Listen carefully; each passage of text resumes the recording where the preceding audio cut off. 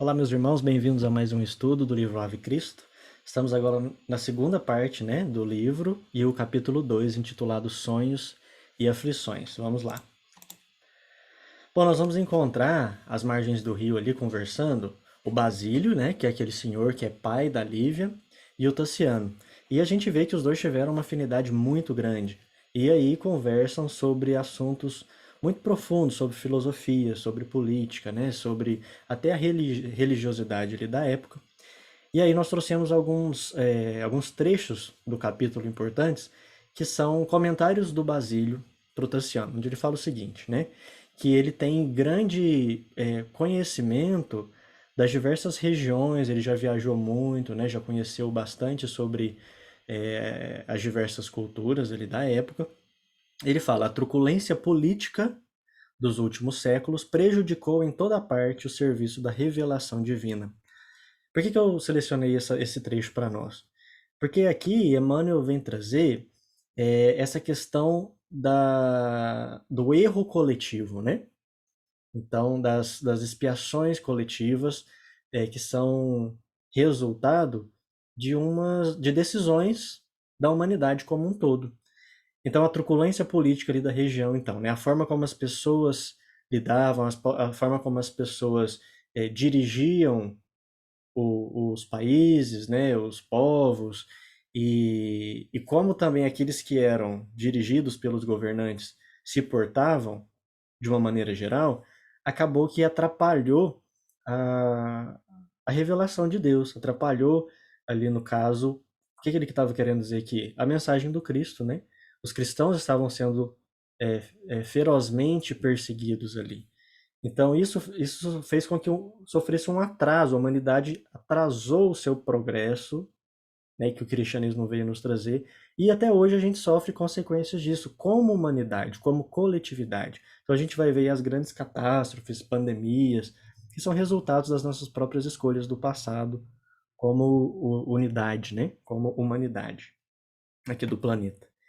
E um pouco depois disso, ele comenta, pesquisei em todas as grandes estradas da fé, nos arquivos da Índia Védica, do Egito, da Pérsia, da Grécia, e em todos os instrutores veneráveis, observei a mesma visão da glória eterna que somos destinados. Ele está dizendo aqui que todos esses povos, de alguma maneira, na sua diversidade religiosa, nas suas crenças, e a gente pode trazer isso também para a atualidade, A grande maioria das religiões, elas acreditam na continuidade da vida após a morte. Então, esse conceito, ele é muito importante porque ele combate o materialismo, ele combate a vida voltada simplesmente e totalmente para a matéria, para esse estado que a gente está vivendo, e que nós devemos, então, desenvolver, a espiritualidade. Todas as religiões trazem isso. E aí ele vai além ao falar da reencarnação, que os primeiros cristãos traziam essa sabedoria da reencarnação. E, e que hoje o Espiritismo volta, O Espiritismo traz novamente esse redespertar da humanidade para a visão da reencarnação, que faz parte desse processo evolutivo, que é necessário para esse processo evolutivo.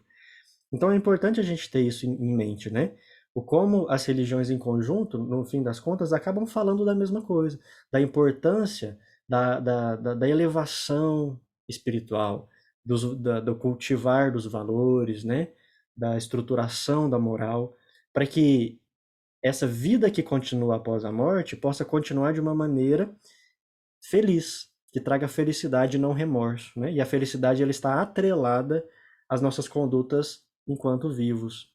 Então isso é muito importante, ele trazer essa visão, essa sabedoria. E a gente vai ver, na importância de cada uma, como Emmanuel traz para nós lá no livro A Caminho da Luz, a importância de cada um desses povos, dessas tribos, desses grupos, Os egípcios que eram os povos mais ligados à espiritualidade, que respeitavam a morte, que cultivavam a vida após a morte, Os, os hindus lá na Índia, que tratavam de forma muito bonita dessa questão das energias, da espiritualização do ser, enfim, e por aí vai, Então nós temos que aprender muito com todas as religiões.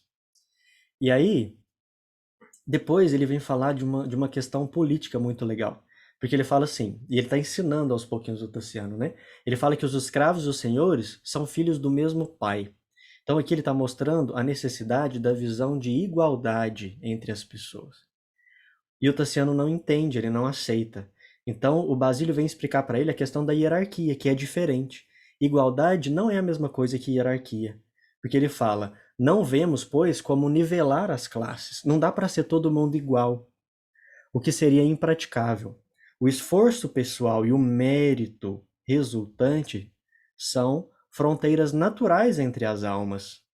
Aqui e além, a hierarquia existirá sempre como sustentáculo inevitável da ordem. E quando a gente pega os livros, por exemplo, André Luiz, a gente vê lá em nosso lar que existe uma hierarquia, mas não é uma hierarquia monetária, é uma hierarquia espiritual, que é natural. O governador de nosso lar, ele só está nesse cargo de direção porque ele possui méritos, porque ele possui é, o esforço pessoal que ele teve, né, dá a condição de ele estar ali como representante do povo, como representante das decisões. Então, é uma hierarquia que existe e que é um pouco diferente ainda da nossa hierarquia egoísta que a gente ainda vive. Mas é importante a gente entender que sempre vai existir essa hierarquia. Às vezes alguém que tem um conhecimento a mais em relação àquele que tem um conhecimento a mesmo, mas isso não significa que o governador de nosso lar que está lá, ele seja superior aos demais. Eles estão todos em pé de igualdade. Somos todos iguais no sentido de termos é, as mesmas, os mesmos direitos e os mesmos deveres. Nesse sentido. Ninguém é superior ao outro, ou por ser mais rico, ou por ter mais conhecimento, ou por ter mais tempo de existência. Todos somos iguais diante dos olhos do nosso Pai. Iguais, por isso a dificuldade de Tassiano entender isso, né? Porque como é que eu vou ser igual a um escravo? Você é igual diante de um mesmo Pai. Isso não significa que estão na mesma hierarquia. Você está numa posição agora, né, no patriciado, e ele está agora numa posição de escravizado, o que também não é legal, né? Mas talvez a gente poderia trocar essa situação por alguém que seria um servo, né? Ou um contribuidor, mas que a reencarnação nos mostra também, e trazendo a questão da justiça de Deus, que isso se inverte em diferentes ocasiões, em diferentes existências, em diferentes vidas, para que a gente possa, sim, vivenciar, né, diferentes condições e aprendermos com essas condições. E nos provarmos também diante dessa condição que a gente vive naquela situação. E aí depois ele finaliza, né, que a simpatia ou a antipatia não se fazem num minuto. São obras do tempo. A confiança com que nos entendemos, os laços de afeição que nos aproximam, desde ontem, não constituem simples eventualidade. Está falando da relação dos dois ali, de como eles estão próximos, como eles tiveram essa afinidade, né? E ele fala: o acaso não existe. Certamente forças superiores e intangíveis nos reúnem de novo para algum trabalho a realizar. Ele está falando aqui da reencarnação. E aí ele vem falar da reencarnação para o Tassiano, né? Que ainda também tem dificuldade de aceitar. Mas é interessante como a gente traz agora os cristãos da primeira, né, da primeira época, os primeiros cristãos. Aqui a gente está no ano 240, mais ou menos, depois de Cristo. E Emmanuel vem trazer para nós, inclusive, no prefácio do livro Ave Cristo, que o Espiritismo ele é o cristianismo redivivo. Os conceitos do cristianismo inicial, que foram ao longo de poucos milhares de anos, né, de alguns séculos, foram sendo deturpados pela política, pelos monarcas, enfim, e às vezes até por alguns dirigentes da igreja que acabaram impondo a sua própria vontade. Então, muitos desses ensinos do cristianismo inicial foram sendo perdidos, muitos. A reencarnação é uma delas. Então, aqui Basílio mostrando para nós, né, de como os cristãos viviam a reencarnação, e aí Emmanuel vem trazer que o Espiritismo ele tem esse papel de trazer esse cristianismo de volta à tona, né, de trazer esse amor como única bandeira, que a religião não é importante, que, enfim, na verdade, é a forma como a gente vive a religião que é importante, não é? A forma como a gente vive aquilo que a gente acredita, e não necessariamente aquilo que a gente acredita. Então, ele vem trazer. E aí lá no prefácio, Emmanuel fala assim, não nos propomos romancear, né? Esse livro não é para trazer um romance, uma história, fazer literatura de ficção, muito menos, né? Mas sim trazer aos novos companheiros do cristianismo o redivivo, né? Na seara espírita. Então, trazer para nós, os espíritas, breve página da história sublime dos pioneiros da nossa fé, os pioneiros do cristianismo. O que eles acreditavam e como eles viviam. E é isso que ele está fazendo. Bom, os dois terminam essa conversa e depois a gente vai ver uma longa conversa entre Tassiano e Lívia. E aí é o momento que Tassiano ele se declara para Lívia, né? Ele vai declarar o seu amor, essa afinidade, essa atração que ele instantaneamente sentiu. E é o momento que os dois vão conversar sobre isso. Tem uma questão importante que eles combinam, né? De que uma semana depois, ele traria a família, os dois, né? Basílio e Lívia, para morar próximo da Vila Vetúrio, que é onde eles moravam ali. Para que os cuidados da Lívia com a filha do Tassiano, né? Com a Blandina, pudesse ficar mais fácil. Então ela tomar coisa. Aí eles passam a viver muito próximos ali, a conviver, né? Viver mais próximos fisicamente, a conviver ainda mais. Então, e aí nesse momento ele vai se declarar para ela. Só que ele é casado com Cíntia. Não, ele é casado, desculpa, com Helena. Cíntia é a mãe dele. Ele é casado com a Helena. E a Lívia, ela expõe aqui que ela também é casada. Então ela vai contar a história dela, que não vem ao caso agora, mas que ela foi abandonada, que ela veio morar nessa região de Lyon por causa desse conflito e tal. Então, mas ela ainda é casada. E ela vem expor um monte de questões para ele do relacionamento. E ela fala então assim: Tassiano, meu pai costumava dizer que as almas capazes de tecerem a perfeita ventura conjugal habitualmente se encontram tarde demais. Quando não são surpreendidas pela morte que as separa em plena alegria, são detidas por insolúveis compromissos que lhes inibem a aproximação. Então ela está dizendo aqui, né, de uma questão de que essas almas muito afins, às vezes, muitas vezes, elas têm dificuldade de se encontrar. Talvez até pelas provações do planeta mesmo, né, pelas dificuldades da própria condição do planeta. Mas ela vem tecer isso para ele. E ela continua: possuis ligada ao teu nome a tua esposa, que te premiou com 2 filhinhas.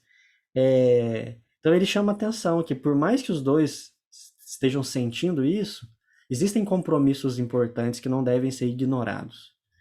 E depois ela comenta: não duvido dos teus informes. Ela fala: mas eu não amo a minha esposa, nós já não ligamos mais um para o outro, ela está longe, ela está lá em Roma, não vai voltar tão cedo. E ela fala: não duvido dos teus informes, contudo, o tempo e o espírito de sacrifício podem modificar a situação. Quer dizer, ele pode retornar esse contato com a esposa, esse carinho com a esposa. Por mais que às vezes não exista esse amor conjugal, mas que ainda deve existir o respeito, que ainda deve existir, pode acontecer uma reaproximação, que isso não deve ser descartado dessa maneira. E por último, ela ainda alerta, né, que a Blandina, que é a filha, e que valoriza tanto os dois, que ama tanto os dois, né, que é também um amor que confia em nós. Se adotássemos uma conduta igual àqueles que nos ferem, talvez lhe envenenássemos irremediavelmente, irradiavelmente o coração. Quer dizer, ela está se preocupando ali com um exemplo que eles estavam dando para Blandina. Então, mostrando, apesar de muito jovem, uma sabedoria espiritual muito grande. E o Tassiano sempre rebatendo, né? Ele querendo de tudo quanto é forma conquistar aquela mulher, ficar com ela, que eles se casassem, que fossem um casal, e ela alertando em relação a tudo isso. E para a gente fechar, ela fala sobre o amor verdadeiro. O que é o amor de verdade? Será que nós amamos de verdade? O que a gente considera para a nossa vida? Amor. E ela fala assim: nós estaremos juntos. Independente do que for, a gente vai estar junto nos cuidados da Blandina. Né? O amor, acima de tudo, é entendimento, carinho, comunhão, confiança, manifestação da alma que pode perdurar sem qualquer compromisso de ordem material, né? Sem o laço sexual, sem o compromisso do matrimônio. Então pode existir esse amor entre os dois sem a necessidade de estarem casados, né? Encontrar-nos-emos em Blandina, que será o nosso ponto de referência afetiva. Olha que bonita essa visão do amor que ela traz, né? E com a certeza da reencarnação, ela com certeza aguarda que em outras oportunidades poderão estar juntos dessa maneira. E aí mostra para nós, né? Conta muito a história da Lívia, né? Que a gente não vai comentar aqui, mas eles estão ali próximos à Vila Veturo e ali estão sempre juntos lá na casa, né, de Tassiano, cantando, brincando juntos, né? Tendo refeições e tal, confraternizando muito ali ao longo dos dias. O Tassiano recebe uma carta dizendo que a sua esposa não vai voltar realmente tão cedo, que alguns problemas fizeram ela ficar lá. Nós vamos ver isso nos próximos capítulos. E aí, diante de toda essa situação, Emmanuel traz para nós a última frase do capítulo, que nos lembra muito a um capítulo anterior, onde Emmanuel traz isso também, só que para o pai do Tassiano, né, para o Quinto Varro. E ele fala o seguinte: o filho de Varro, novamente feliz, não suspeitava que a dor lhe sitiava o destino com dureza implacável. Então, a dor ainda vai chegar para o Tassiano para despertar ele para essa espiritualidade que está faltando. Vamos ver aí nos próximos capítulos. Meus irmãos, bons estudos para todos nós. Nos vemos no próximo capítulo. Grande abraço.